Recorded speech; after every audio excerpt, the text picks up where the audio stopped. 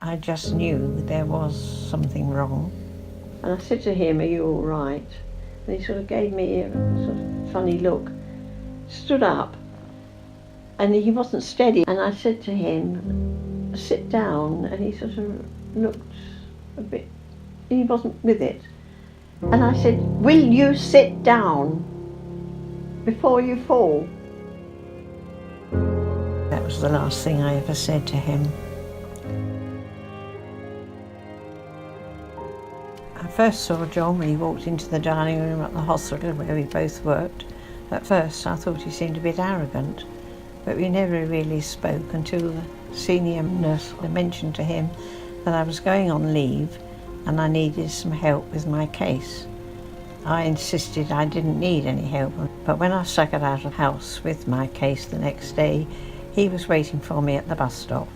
He carried my case onto the bus and then to the tube and then onto the train. In those days the train windows could be lowered with a leather belt, and I was leaning out of the window thanking him for his help when he asked if he could see me again on my return to the hospital. I said I'd think about it and leant down to thank him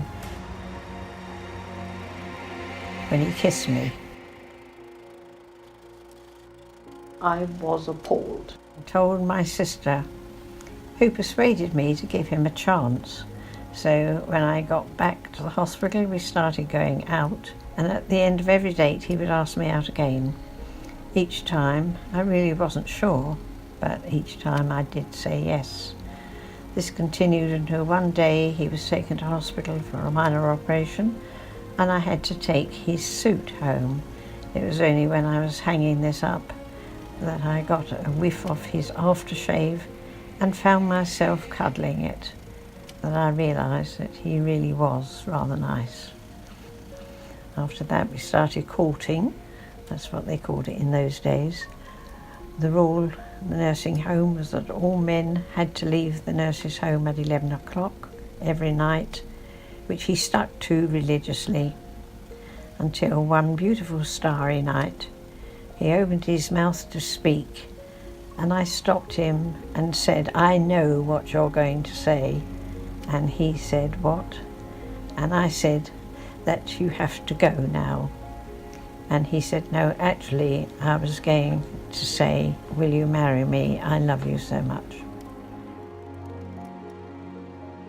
We married, and I stopped nursing, and eventually gave birth to our first child. When he was away, we used to leave little notes for each other in different places. Some days I'd lift the saucepan lid and find a little note and a bar of chocolate. And he had little habits when he was at home, like when he passed my chair, he'd flick my hair up. When the children grew up and got married, John and I moved house for the next stage of our life.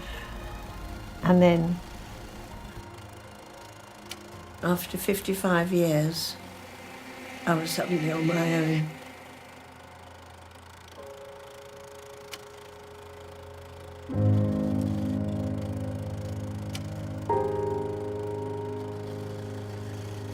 When I pass Papa's empty bed and I miss the talk at the end of the day, things like he always brought flowers home, and I still never think to buy flowers, and yet I love them around the house. The little tasks he did. He used to put on my electric blanket at night, he used to run my bath in the morning, and he often washed my hair. He took so much of my life with him, from which I've never recovered.